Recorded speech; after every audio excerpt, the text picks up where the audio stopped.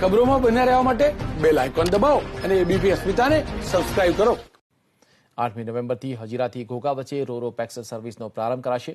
ઘોઘા હજીરા વચ્ચે ચાલનારી આ રોરો પેક્સ સર્વિસનું 8મી તારીખે પ્રધાનમંત્રી વર્ચ્યુઅલ લોકાર્પણ કરશે.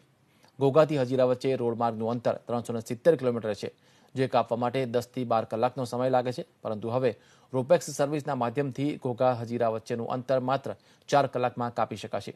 સુરતથી સૌરાષ્ટ્ર અને સૌરાષ્ટ્રથી સુરત જવા ઈચ્છતા લોકો હવે પોતાની સાથે પોતાના મોટરસાયકલ અને કાર જેવા વાહનો પણ સાથે લઈ જઈ શકશે.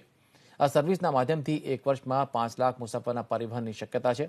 ઘોઘા હજીરા વચ્ચે દરરોજ 3 રાઉન્ડ ટ્રીપનું સંચાલન કરવામાં આવશે.